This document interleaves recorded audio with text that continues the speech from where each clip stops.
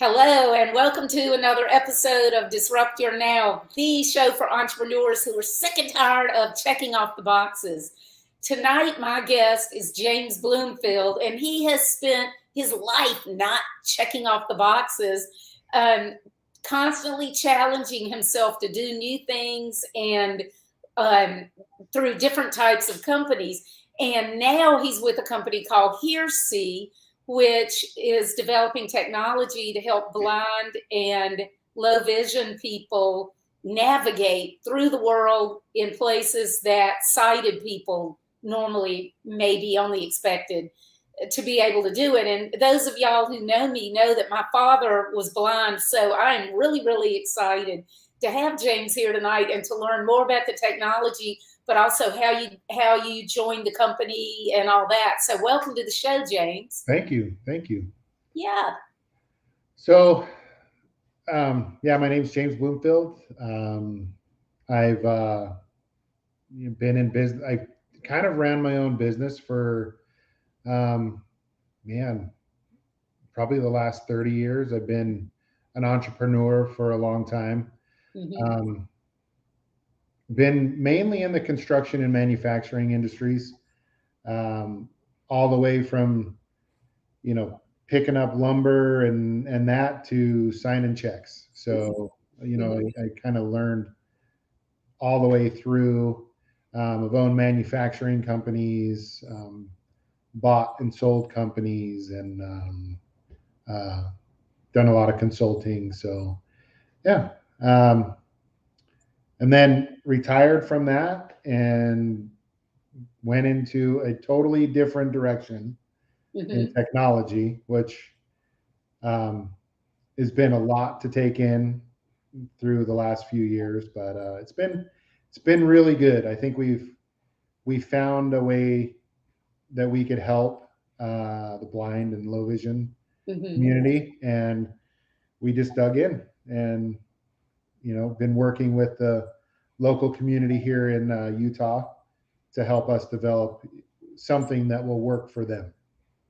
I'm so excited about it, but I also think it should be really inspiring for the audience to see that you went from construction and manufacturing to technology. And so, to people in the audience, y'all need to pay attention to what James is saying because, he's a great lesson in that anything that you know, any experience that you have is transportable over to other areas. And I think it's so cool that you ended up in a technology business because, of course, I'm in technology. I've owned my web development company since '96, which is like forever in the internet age. Yeah. So how was it for you going from construction and manufacturing, and of course some manufacturing is high tech now, but over to that technology sector? Um, you know, it was difficult, but it wasn't. It was just the hardest part for me was understanding the language, right? Yes. Everything else is easy. It's when they start throwing out acronyms and just like whoa, whoa, whoa, whoa, whoa, like bring it back down. Speak English. I'm a noob over here, so Yeah, I figured that's what it was going to be, that learning the vocabulary, and that's how it would be in any new industry. But I always tell people, especially in technology, stop with the gobbledygook. You yeah, have to know. A lot of times people, and I'm not saying your people do this, but a lot of times people, well, they use big words and jargon by habit, but some people do it to make themselves look smarter, yeah, and yeah. it's like, no, you actually have to know more to be able to explain something to somebody in a way that they can understand it than you do to have to spout off the jargon. But that's true in any field that you go into. Yeah. Um, it's people that overvalue themselves and undervalue the other people around them are Yeah. always those ones that just want to use big words, want to do things that way because Yeah. they do it to build themselves up. They don't do it to help the team. Right? Exactly. If Yeah. you kind of understand your audience when you're the company, we worked with one company to help do the product development on the cane, Hmm. and and they did software as well. But the group that helped us with the development of the cane they were incredible. They listened to the blind community.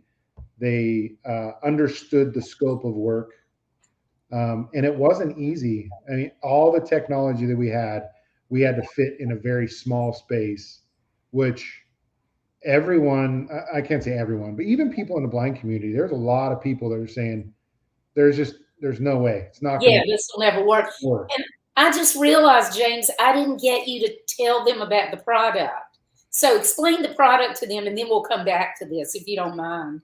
Yeah. So we developed a navigation software system that we go and map out. So in essence, we map out a building. We program that map into our database. When a user goes into that space, the map automatically downloads to the app on their phone. It will tell them all the destinations, all the information, all that information that's in the database, which transferred to the app. And the user is able to say, navigate to Dr. Smith's office, or navigate to this conference room, or navigate to a piece of art. And once they get there, let's say it's a piece of art, once they get there, that will tell them, the app will tell them everything that's in the database that they want for that to be read out to them.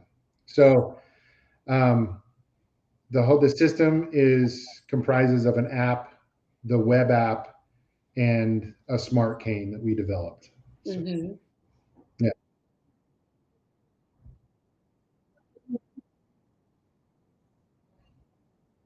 Kid whose father was blind for the entire time that I knew him. He was not born blind, but he started losing his sight when he was 8. By the time he was a teenager, he was fully blind.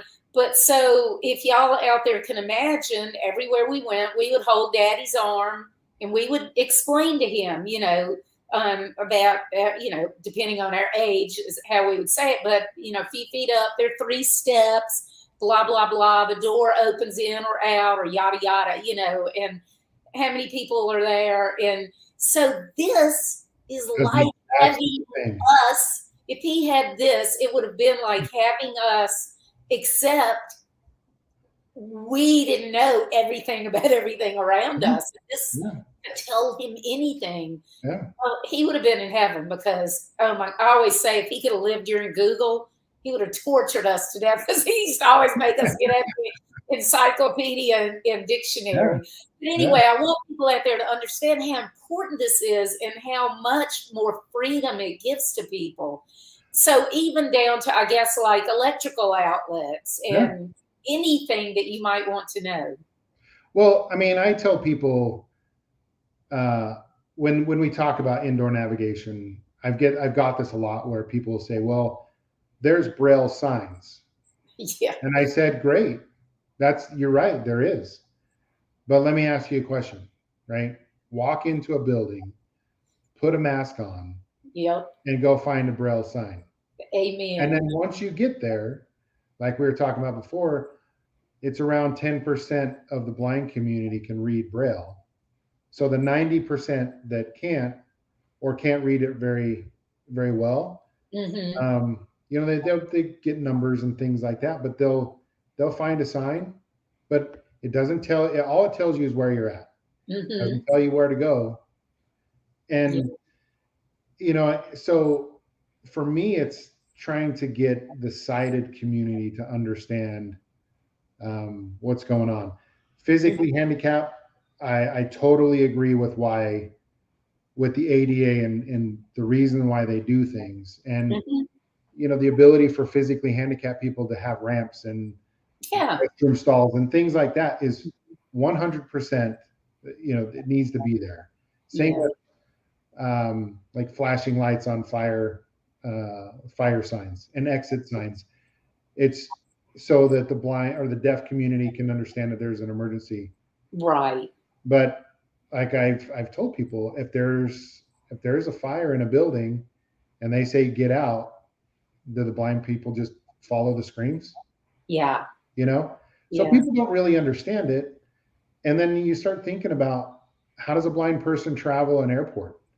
How does a blind person, one of our board members, his name is Everett Bacon. He's been probably the key person in the development of what we've done at Hearsee. I brought this to him first. He's the president of the NFB of Utah. Okay. And we talked about what it could potentially do. And he said, yeah, I'm intrigued. Like, go do it. So we did the proof of concept, brought it back to him, and he said, yeah, this is great, but it's horrible. Nobody would ever use this cane because it was just a prototype. But it was like, okay, well, what do we need to do to make it to where you would use it? So anyway, he helped us really dive in and really dig deep into how the cane works and how it needs to work and what it needs to do. And it was pretty, I don't want to say it was difficult. Oh, it was difficult. It was hard, but it was such a great ride to get to that. I can just imagine. And the thing about the signs, that is a case of sighted people doing something that makes sense to them, but within the context, it makes sense to them, but they're not thinking about anything else around it other than, what is somebody standing here? Yeah. If they need to read a sign, it's like at the drive-through, the signs. It's like, okay, well, unless you're my father who drove when he shouldn't have, because he really did drive a couple times. I'm like, what are they going to do? Get out the car and walk around? So I'm not saying that those signs shouldn't be there, and you pointed out a great thing about, I didn't realize that so few blind people could read Braille. But you don't have a cane there, do you? I do. Okay. I would love to see it. And I want you to explain to them how it works. It's RFID, right? Well, it reads off of RFID. Okay. So this is the handle of the cane. Okay. So all the technologies inside of this. One of the things that we learned as we went was that there are different manufacturers, cane manufacturers, and everyone's particular about what cane they use. Yeah. I mean, it's like you talked about a Chevy wrong to a Chevy guy. Yeah. Blind people are the same way. Yeah. So we learned that we needed to adapt to them. That's the reason why the technology, it's like everything, they tell us what cane they want. We adapt the cane to what they want, how long it is, all that. So that is so cool. So that part extends. Yeah, it just screws onto the end of a cane. Oh, okay. So that's not, okay, gotcha. Yeah. That's not the entire cane. That's your technology that attaches to the cane. So yeah, the cane gets screwed onto this end. Okay, gotcha. But even this cane design, when we were talking about this, when we're doing the UX part of it, which is the user experience, we brought in probably 10, 12 different handles. And we had a group of probably 30 people, blind people, that held and felt the handles. The handles all screwed on to a cane so they could get the real experience of what it would be. And they unanimously picked the one that we're using now. I mean, it was just, I think only one other person didn't like it, blind person, but 29 other people did. So it was like, that's the one we're going with. That's amazing to get that many people to agree on something, especially with something like that, the tactile experience. Oh, and the yeah. way it fits in your hand and the different sizes of hands and whether you're left-handed or right-handed and all that stuff comes into play. So the fact that all of them but one selected that one is amazing. Yeah. And the one that I thought was going to be the winner, dead last. That's like, so funny. That's a great lesson too, isn't it? Oh, yeah.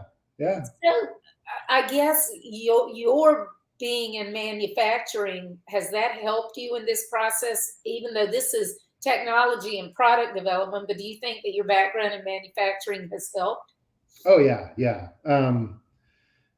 When we were talking about how we're going to build that part of being in manufacturing really Yeah. helped me work with the product developers on, okay, how do we make these things fit?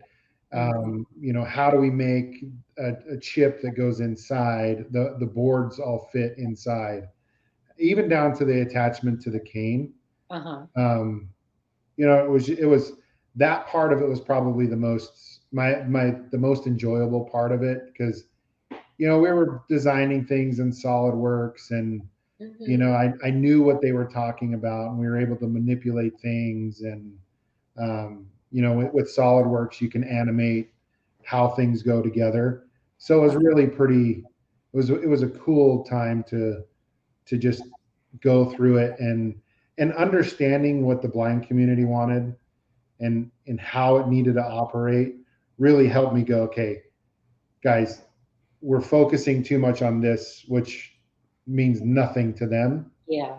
So let's put that on the back burner and bring this to the front and focus on this. So Yeah, I know as a developer myself and working with other designers and developers, it's really easy to get fixated by the shiny objects oh yeah, that really do not add to the functionality.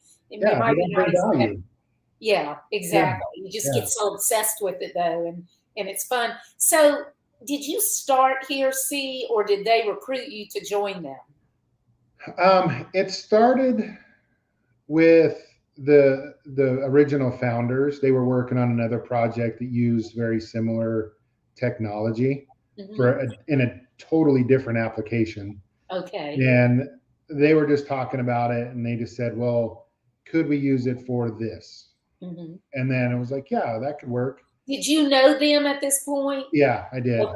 Okay. um, and everything led to, you needed to have certain things to make it work, Yeah. and it just led perfect into, all right, well, let's develop this for indoor navigation and outdoor for the blind. Hmm. And so we did our own proof of concept, which was really just a couple of wires and an RFID chip. It was Hmm. super hokey. Basically, can a room key card unlock a door? Is like almost that same deal. So we took that, talked to Everett and the other members of the blind community, and then they were like, "We're intrigued." We did our own proof of concept again, and that's how it all started. It was very, I mean, one thing that I've learned about business is the only way to be successful is you've got to listen. You have to listen to your clients, Yes. because they'll tell you, even if they don't know exactly what it is they want, if you really listen, like not listen just to their words, but just listen to what they're trying to say, Yeah. they'll tell you everything. So to me, it was like the natural thing was to take it to the blind community. Hmm. And when we met with them, we met with three of them, and one of them was like, "Don't even waste your time," because in his defense, a lot of products that are made for the blind community Yeah. aren't made with the blind community. Right. So they'll get a product and it'll say, "This product's going to change your life," Hmm. and the blind community had no part of it, and they'll never use it. Yeah. So it's a really good idea that was just poorly executed because Hmm. they didn't listen to the end user. Yeah, and so to speak to the audience, to speak to what James is talking about, he's not saying that they're being arrogant, like, oh, you didn't ask us, so we're not going to use it. He's saying that it's not very useful to them or may not be useful at all if their needs and preferences and real life uses are not taken into consideration. They are the end users. And if you just, so whether it's like a product like this for blind people or whether it's something for business people or Yeah, mothers or whatever, yeah. you have to create something for them, not for yourself, not what you think is cool. Well, not what you think is going to be the thing that they'll use. Yeah. Because I'm not blind. Hmm. So I've learned a lot about how the textures and things like that they feel through the cane, and being able to tap and drag to be able to get the sound to bounce off things, so they can kind of get a sense of what's around them. I've learned a ton of things about that, but if I didn't listen to what they asked for, I would have not known any of those things, and I would have been another one of those companies that would have brought a great product, but they would have never known it, because they Hmm. would have never used it. Because I would have made a product that they wouldn't have used. Right. And something that you just said about not understanding like the tapping and dragging and stuff, that's an example of people, if you're not blind, you're only going to think of the limitations. Yeah. You don't understand the abilities that they do have and the enhanced senses and stuff. And so therefore you can't take advantage of those things that Oh they yeah. have. My father died almost 30 years ago, and I still on a regular basis, he owned a piano and music store. Oh And nice. we live in a rural area, so it was a small town. And I still run into people who go, "Oh my God, your father was so amazing," and they cannot believe that the minute they would open the door and take several steps into the building, he knew they were without them speaking. Wasn't surprising to me at all, because their footsteps were basically like hearing the voices to them. Oh yeah. But if you don't understand or have any inkling of those things like that, you can't know how to build in things to take advantage of it. Oh yeah. I think it's one of those things where you really have to dive into how you view the products that you make. Hmm. Um, you may have great ideas that would really work well, but unless you really dive into, okay, how's it going to benefit? What are the things that it needs to do? All those things, you would build a product that um, that would probably not get used. Right. And not get sold, and you've invested a ton of money. So if, even from that angle, it's Yeah. like, so from the selfish angle, create something that people will use, but also from the philanthropic angle and everything else. What was the scariest part for you to make the switch into this totally new area for you? Um, I don't think it was I've my whole career has always been, I've hated comfort zones. Yeah. I remember we were in a conference one time, and the speaker was talking about, if you're really good at something, focus on that, make it better, be the expert at making whatever widget, right?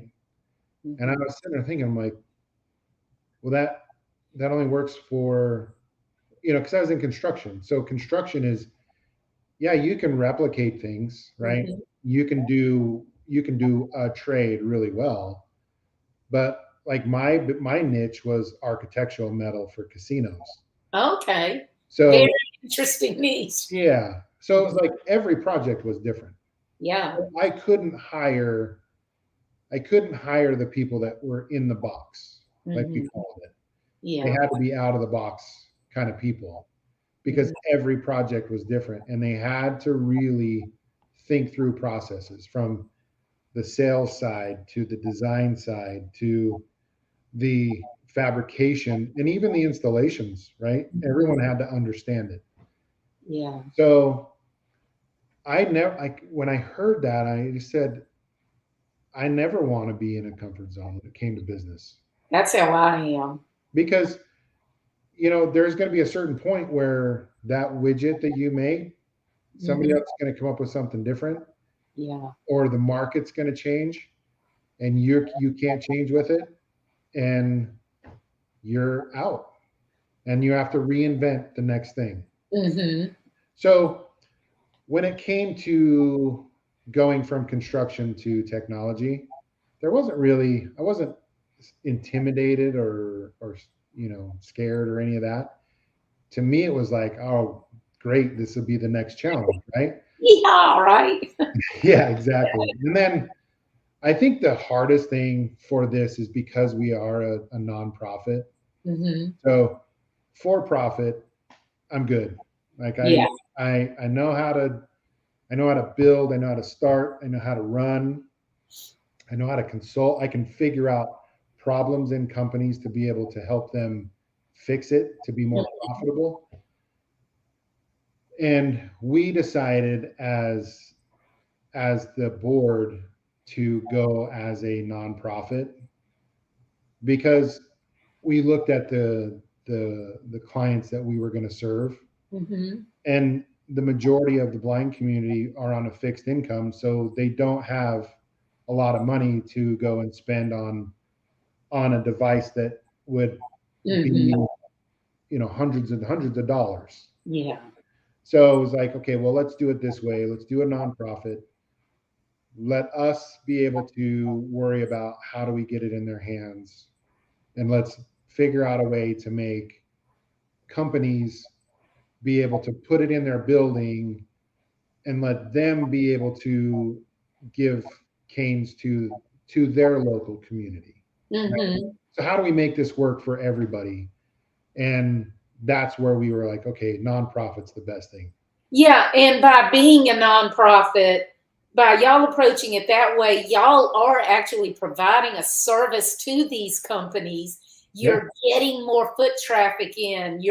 And even down to shoes and stuff. You're Mhm. getting people out walking more, doing things that they may not be able to do. So companies are able to benefit from taking advantage from making your technology available Oh, to the exactly. Like we've yeah. done a couple NFB conferences at Mm-hmm. hotels, and we did them at Marriott's, which the the company was very very willing to work with us, and it was really really a great experience.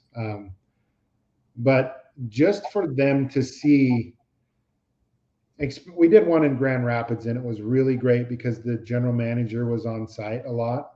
Mm-hmm. And when a blind person comes into, and you know this, when a blind person comes into a new space and they know they're going to be there for a couple days, they build this mental map Mm-hmm. of how, okay, I'm at the front desk. How do I get to the conference area? How do I get to a restroom? How do I get to the elevators? So they find their way around, and they ask a lot of questions. Well, when we were there, when the team was installing the tags, I was just helping people like build their mental map. Mm-hmm. And it was really good for them to go.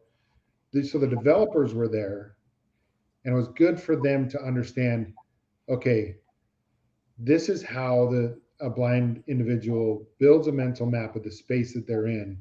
And to be honest, it was really cool because a lot of them, you would see them, and they would walk down the hall, and you could kind of see them counting off their steps, Mm-hmm. and they're like hard right, and they would turn, no hesitation, and just walk right through the doorway.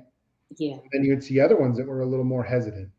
Mm-hmm. But but it was great for the developers. It was great for especially for the general managers, because they would see how beneficial having a system like this would benefit a guest at their hotel.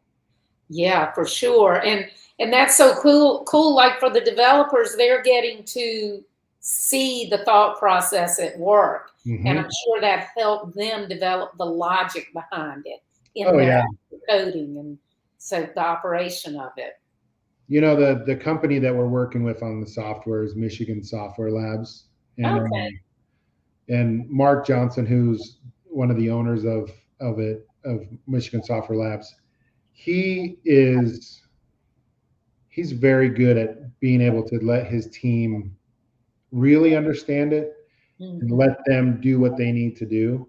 Yeah. And all of them, all from their UX guy to their product or their project manager to the developers, they all really care, and they all really, really listen to what Everett had to say, and they implemented those things all the way through. They they made the app work really well. The web app that they're working on now, they've listened to facility managers, and for me, coming in from a construction side, being able to explain like how a building's laid out and what are best practices on how you would build a map in a building. So it's been great. They're a fantastic company. Well, I need to have them on here then, because to me, that's why I love technology when it's used in creative ways to actually solve problems. That is so cool. I'm Oh, not yeah. so much into it just for technology for the sake of technology, but that is amazing that they are able to do things like that and use their talent at just coding to create something like this. So, but it would also be good for towns and Yeah. parks and all kinds of stuff. Back when we first met, didn't you, or was it somebody else told me about a town that's fully wired, for lack of a better word? Is there some town in Europe that, I'm not sure. okay, I don't know where I heard that from, it like a year or two ago. I heard something about that with RFID, but unless I'm imagining it, I may be imagining it, knowing me. Yeah.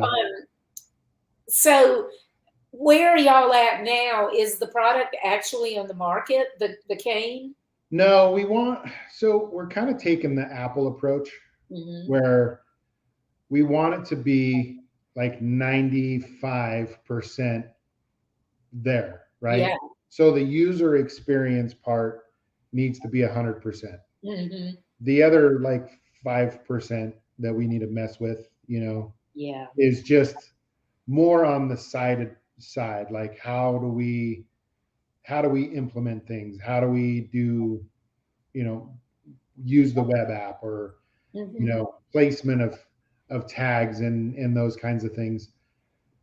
But that's been kind of difficult and I think that's kind of been a blessing to being a nonprofit, because as a for-profit company, it's a race to market. Yes. Right. So you kind of you take things that should be part of the MVP, and you take them away so that you can get the product out to market fast. Yeah. It's been really difficult we've been blessed because we have a couple um, individuals that have really helped us stay afloat to be able to make this work. But, getting it to this point, so we'll be able to go to market. Our goal is to go to market in December, that end of fourth quarter. Okay. And we really want to focus, like the blind community really had talked about K-12 and educational facilities. So like museums, places where they would go learn. Yeah. But our goal, Everett is a huge sports fan. He likes the Cowboys. He likes baseball. So one of my personal goals is to be able to get it into a stadium. Yeah. Where a blind person can just get dropped off at the curb, take an Uber to the field, get out, go meet his friends, find the portal he needs to go to, find concessions, and then go to his seat. And if he needs to go do whatever, he can just get up and walk around. Independent. And in that case, it's really, really loud, but they stick their earbuds in the end, because I assume it's Bluetooth. Well, it's Bluetooth, and we do deal with haptic as well. But Okay. yeah, so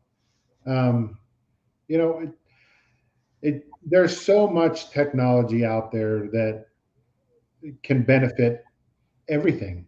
I mean, there's things that can happen for everybody, and not a lot has changed for the blind community. Yeah. And For sure. I think it's good for me as a sighted person to understand it so I can be able to not be the mouthpiece, but just be an advocate. Right? In this whole process, I've been an advocate for the blind community, just to be able to really, honestly, when it comes down to it, the advisory board is the one that makes decisions on how the product needs to be manufactured and put together, how we do the app, all those things. They're the one that tells me how it needs to be done, and I'm the one that goes out and facilitates that. Yeah, and they're blind. Your advisory board is blind. Yeah. Yeah. So you're going straight to the horse's mouth. You're not guessing. Yep. They're telling you Yep. how to create it, and then y'all are making it happen. Yep. And people probably are like, well, there are not that many blind people in the world. What you don't understand is there's so many people on top of the fully blind. There's so many people who are vision impaired. And Yeah. so, and especially with our population aging. And so, yeah, you may not use a cane now, or a lot of elderly people wouldn't, but if they had something like that, they would. A lot of them would, because it would make them feel more secure and safe. Well, and for me, I've had a lot of people say that, like, it's a small market. Yeah. And for me, it's like, okay, yeah, it's a small market, but that's, it's, I don't want to say it's something to me, like knowing Everett and learning more and making friendships in the community. If they had somebody like, for you, if somebody said that to you about your dad, yeah, one person is enough. Exactly. Yes. Do something good for. Exactly. And I mean, it's 0.07% of the population is blind or visually impaired. Yeah. It's enough that the ADA has mandated that you need to have signs in buildings. Right? So, yeah. Okay, well, if ADA requires it, then why not do something more? Yeah. Why not, I mean, especially nowadays with accessibility and all that being kind of put in the forefront, why not have it to where we focus on all of it? Yeah. And the more, as we mentioned earlier, the more accessible it is. If you're in business, the more accessible it is to everybody, the more it opens it up to you. I mean, imagine a parent who's blind and has little kids and wants to be able to take them somewhere without somebody else going with them, I talked to a university, and I did my research before I talked to them. But I found out that they had 17 enrolled blind people in their school. And they were like, well, okay, so we went through how it works and all that. And they go, well, what's the benefit for us? And it was like, okay, well, these 17 students would be able to navigate your campus and the buildings inside your campus, and they would be able to get from point A to point B inside of a building, through an outdoor experience, into the classroom that they were going to. And they go, okay, well, that's good for 17 people. And I was like, you're missing the point. Yeah. If you were a blind parent, or if you were a parent of a blind child that wanted to go to school, they would look at your school and go, they figured it out. Exactly. It's not just those 17, it's all the other people out there who could benefit from it. And even if they don't need it or can't benefit from it, it speaks to the philosophy of the school or the business or whatever, that they care enough to do that. Yeah, exactly. So, and when I put it to them like that, they're like, oh, okay. But I don't think it was like an arrogant thing. I don't think it was them saying, well, what's the point? It was just them not understanding. Cost benefit, that's how pretty much everybody's used to doing that way for their budgets, their projects, everything. We have to take it to whoever and be able to justify this money in some kind of tangible way. They're not used to doing it. Yeah, exactly. and honestly, like universities and stuff like that, they can get those grants and Yeah. things to be able to, okay, we're going to do this for accessibility. This is the cost. We can get a grant to do this, right? Mhm. Where, and the other part about it being, where we're at is we want this to be affordable for a business owner, like that owns a building. Mhm. We want it to be where if they want to put it in their building, it's not like, man, how do we make this work? Mhm. It'll be a very inexpensive fix for them to be able to put in comparatively to other systems that are out there. Yeah. So, and we could actually teach them, because the cool part about it is you can hide this technology Yeah, I was going to ask you where do the chips go? on the walls. And then we've got other things that we're working on now where we can kind of create um, like a bubble, for lack Mhm. of a better term, for them to be able to be placed inside of a building. But Mhm. um, but we can hide everything. What size is an individual chip? Well, they all vary depending on what type and how we want to use it. But Okay. the biggest ones are like 3 by 3. Okay. So, but they're flat. You can hide Yeah. it behind wallpaper. You can paint over the top of them. Oh, okay. So, So, okay. yeah, That's cool. yeah, Um, can you tell us about any places that you've tried it out besides hotels? Any places that you've installed it and been able to test it out? yeah. So, Michigan Software Labs put it in their building, and they it's kind of funny watching sighted people Hmm. pretend like they're blind. It's always funny to see that. Yeah. They were able to bring in some people to come and do some beta testing with it, which is always good, because as a sighted person and you're doing it, you're just following. You're like, okay, you already start making the turn to go down a hallway. Hmm. As a sighted person, where a blind person, they'll if it's not set up right, they just like walk right past it. Right. Yeah. And it was good for the developers to see that, and then they just little adjustments here and there, and they were able to get it to where you know I think one of the guys went from outdoors into the building, took the elevator up, and then went to a conference room inside the building. So Michigan Software Labs is mapped. The services for the blind in Salt Lake building, the Okay. state building, is mapped. Hmm. Um, we've mapped 2 hotels, but we took the technology out when we left. But Okay. It was just a test situation. That's cool that they're in Michigan. A race car driver, a professional race car driver that I partner with, that we promote access to resources for veterans and military families and disabled, access to resources to help them live happy, healthy life. And his family's from Michigan, so it's really cool. And they go back every year, for like a month or whatever. But a couple of years ago, when he was racing in Michigan, we had a Braille paint scheme on the car, and a friend of mine who's blind, who was launching a new company, we had him on the car, and we had a Braille paint scheme. We didn't get to do the whole car like we wanted to, but we had, like, the driver's name was in Braille over the door and stuff like that, so that a lot of people have never even seen Braille.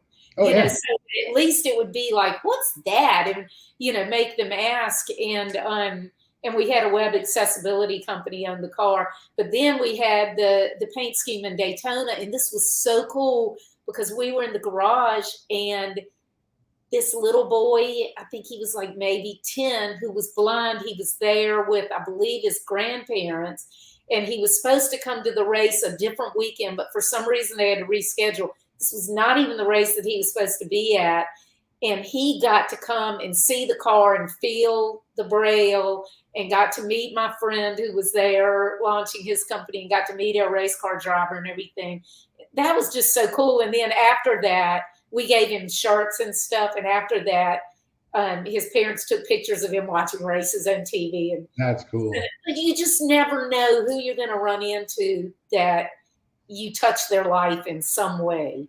Oh yeah, there's so many inspiring people that are in the community. In Michigan, there's a guy named Dan Mancina who is a professional skateboarder, and he has skateboards that are tactile, and it's super cool to see. Like I tell people, yeah, there's blind skateboarders, and they can't wrap their mind around it. Like it's such a visual thing. And you watch him skate, and like he just uses his cane to tap where everything's at. And he is incredible. But just to see, like, they're building a skate park. I think it's Bloomington Township is where they're at, and I think it's Just Keep Pushing is the name of their Kickstarter. But I need to check him out. I haven't he heard is amazing. Like they've got a podcast and they're hilarious. Him and Anthony Ferraro. But like Anthony is a collegiate wrestler, and he also skateboards. And when we started Hearsee, it wasn't like we wanted to make something that was going to take over their life. It was just, Everett says it the best, is the more tools that a blind person has in their tool bag, the better, right? And we want this thing to be a traveling, like if you're going to travel somewhere and you need information, here's what you use. But we didn't want it to be bulky. We didn't want it to be too much for them to use. Yeah. So, I was going to tell you this. So here's one. Thank you for wanting to make a difference. Fascinating strategies used in developing this life-changing product. And this is my sister, Anita. This is my sister. Hey, Anita. Thank you. We have so many stories on Daddy. He was a trip. Like one time when we were little, I'm not sure which one of us did this, but one of us stuck our tongue out at him. And he's like, and don't you stick your tongue out at me. And we were all like, oh my gosh. We were little, like 3 or 5, and we're like, oh my God, we thought he was blind. And, we kept doing this stuff. And of course, all he could hear our mouth. Yeah. Sure. But it just totally freaked us out because we're just like, has he been pretending this whole time? Yeah. But people just have no clue how much their senses are advanced. Like my friend Hobie Wedler does the tastings and do you know Hobie? Mm-mm. Okay, he did blind tastings for like the Francis Ford Coppola winery, and would have the tasters were blindfolded, and he did one for Dave Matthews Winery, and he picked 4 wines and 5 songs. And so, you got to remember, most of these people at these tastings are like, yeah, wine. They think they know everything, Yeah. I'm like, all I know how to do is drink it, James. But so he had 5 songs and 4 wines. And the last 2 pours, they did the same wine. It was a rosé. But the 2 songs that they were paired with were totally different from each other. So the last pour, everybody thought it was a white wine. Most of them thought it was a Chardonnay, and it blew their mind because the whole point of this thing was for them to understand how much we use our sight for everything. Everything. Yeah. Well, I think that there's a lot to be said. I've listened to Dan Mancina's podcast, and lately he's been just going to the airport and just getting dropped off, and I'm going to find my way through it. Oh, that's cool. And to me, that's what it's about, right? There's nothing that takes away from a blind person's ability to do anything. In fact, when I learned about low vision, right? I don't say visually impaired anymore. Yeah. Just because it's, it does sound negative. All of us have impairments, right? And all of us have things that we deal with. It's just ours might be different than theirs, right? And theirs is more of a thing that's seen than ours. Mm-hmm. So, it's funny. My dad and mom had a friend. It was a couple, and she was blind. And I remember as a kid, talk about your dad. I remember always trying to sneak up on her. Like I'd take my shoes off, I'd walk around, Impossible, right? and she'd go like, "Hey, how are you?" I'm like, "How'd you know?" That Like, is so I just funny. thought I was like super sneaky, but That's um, hilarious. There was a man here who was a friend of my father's. He was a butcher and he was blind. yeah, And people are just like, how can you be a butcher and be blind? And Daddy had a wood shop in our basement. He had a lathe and everything, and he never cut himself on it. But our elementary school principal came over one night. Daddy was going to let him use his lathe for something, and that man was so worried that Daddy was going to cut himself that he cut the end of his own finger off. oh yeah, yeah. Daddy never cut himself because he was paying attention and the principal wasn't because he was distracted. So when our development team went to Salt Lake and we went to the services for the blind building, they Mhm. actually have a guy that teaches woodworking, Yeah. and they went and just like took them through a tour, and they went into the woodworking shop and pitch black, no lights on, Yeah.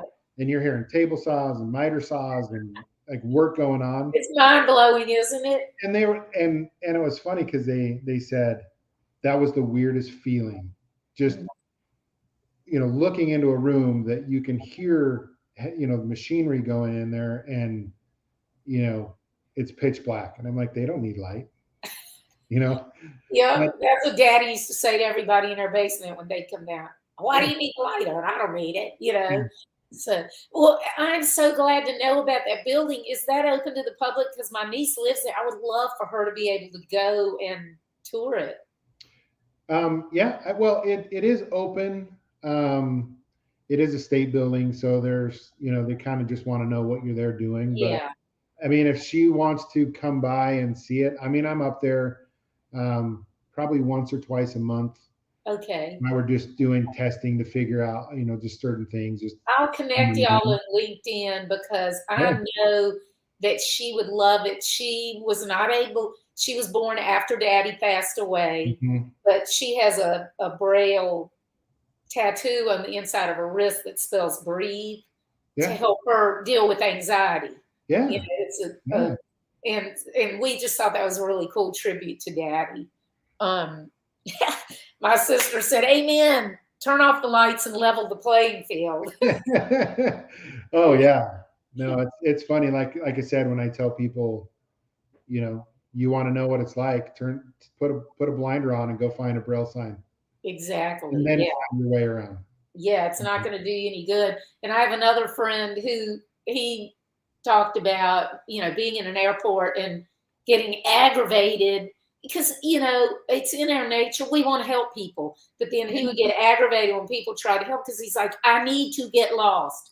I Mhm. need to be able to get lost to find my way around. Yeah, And people didn't understand that, but I can understand why they wanted to help also. And I'm glad it's that they cared.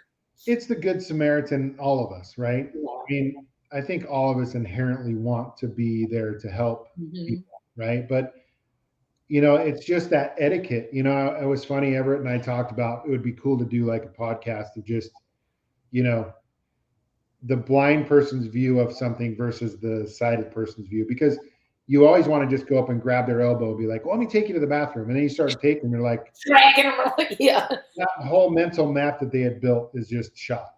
exactly. And then What's the name of his podcast? Is it Everett? Everett doesn't have one. We were just talking about it'd be fun to do one. Oh, yeah, that would be so cool. So the guy who has the podcast, what's his In podcast? Michigan, Hmm. it's Four Bad Eyes. Okay. Yeah, I need to. Anthony Ferraro and Dan Mancina. They are the funniest guys, and but they don't let life get in their way of them doing what they do. I mean, Yeah. Dan travels all the time by himself. Hmm. It's like, I got to go to California. Boom, gone. Drop me off at the airport. Well, I need to check out their podcast. That sounds great. Yeah. So I think the more people see that, the blind community are full of people that, are just like you and I, Yeah. you know, have all this, they have all the same skills. I know a guy that works with a guy that's a programmer, a computer programmer, and is totally blind. And he makes very little mistakes in what Yeah. he does because he has to be perfect. And but he writes just some of the most amazing code.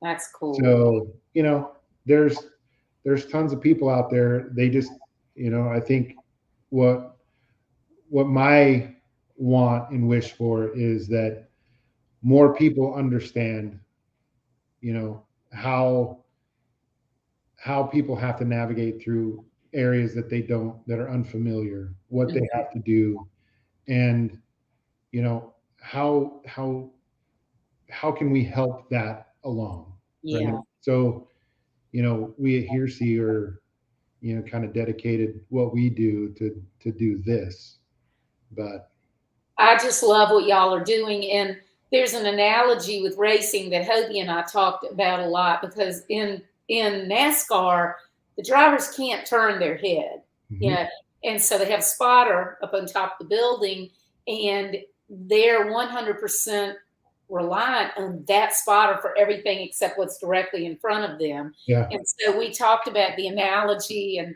how that's so cool, because that's one way that sighted people can be like, oh, it's like if you can give people analogies and ways that they can put themselves in a situation that they may understand it better. But we thought, oh, it'd be so cool to do something with the racing that somehow combines. And there's actually a race car driver who is blind from an accident, and he was now racing. Was he doing it with the National Federation for the Blind? It was a couple of years ago. He was doing some kind of testing or something at Daytona, and he was like wanted to be able to drive like the fastest on the track, just him, nobody else, because of whatever. I'll have to look at it because I can't that remember is so cool. I love that. he hit a wall, Yeah, and because of the damage, lost his sight. I'll look into that and find it and send you some information. And I'm also going to introduce you. I'm going to connect you and my niece on LinkedIn so that y'all can hook up and she can come and learn more about it. I know it would really mean a lot to her. yeah, no, that'd be cool. I think the more people that understand, we want to do a fundraiser, and we've been trying to figure out how to do it and where to do it. But if anybody that's listening has any ideas, but we want to do because all of the fundraisers we want to do, we want to involve the blind community. We Mm-hmm. talked about doing a golf tournament. Yeah. So it's a best ball closest to the pin, but the blind person has to make the putt. You know? That would be awesome. And I every love blind person I talk to, they're just like, that would be so much fun. And that would be. And we what a great story for PR. well, I mean, for me, it's more than that. It's just, you know, getting, the more people can work with the blind community, Yeah. right? Like one of our things was get the foursome together beforehand, like a month beforehand, Yeah. and have the foursome in an area together where they can go, hey, let's take them to the putting greens, Yeah.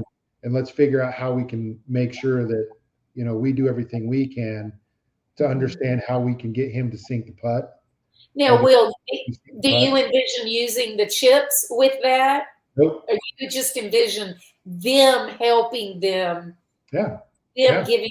That's really cool, because that also teaches them to How to try. communicate and Mhm. how, because you spend time with the community. They are a blast. They are so much fun. Yeah. Um, and when we were in Provo at the NFB convention for Utah, it was so much fun because just they love to joke around. They make cracks, and it's just fun. They're great to be around. I enjoy every minute that I'm around them. I just enjoy it.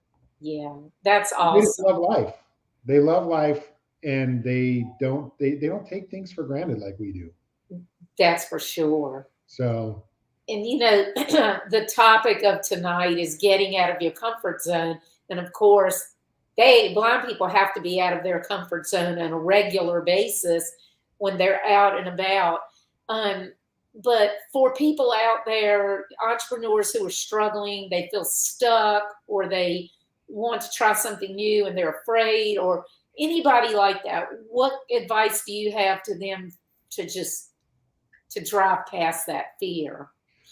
I think so. I had a conversation earlier with a friend of mine, and I said, you need to find a mentor.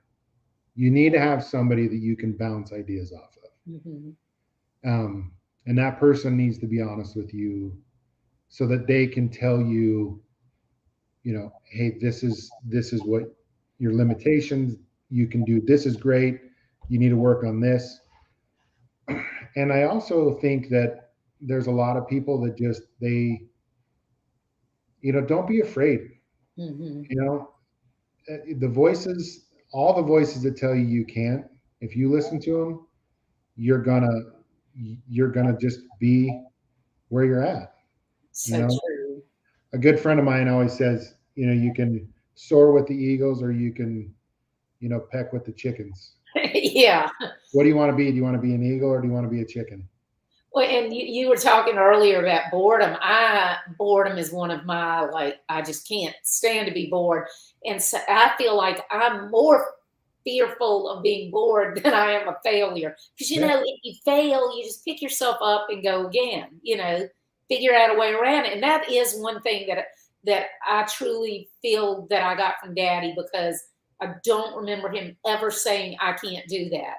Anything he wanted to do, he figured out a way to do it. It's kind of like a human Roomba.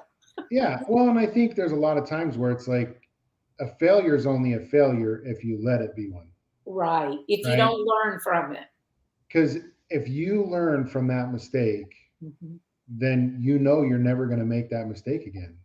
So true. If you don't learn from that mistake, then you're going to do it again, and that's what a real failure is. Yeah.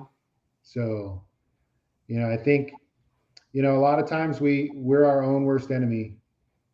So, for sure. Yeah. Well, James, I've so enjoyed talking with you tonight. I really appreciate you sharing your time with us. I want you to tell the audience how they can learn more about Hearsee, and how they can connect with you also. So we're currently building up a new website, but our website is hearseemobility.org. You can reach me at info@hearsee. And I'm not as good at social media as I should be. I need to find somebody that can help me with that. But I'm on LinkedIn. So, just see where we're at. I mean, I really like to hear from, both the blind community and the sighted community that are advocates for accessibility. So, yeah, that's where you can find me. And anybody out there listening, if first of all, if you know anybody blind that may need the product, of course, please let them know. But if you know any companies that may be willing to support this, and you can think of how they would benefit, reach out to James or connect them with James or whatever, and start a conversation. It's not going to hurt anything to just talk. Yeah, absolutely. Yeah. So, well, thank you, James, so much. I really appreciate you talking with me. All right, Lisa. Thank you. See y'all next week. Bye-bye. Yeah.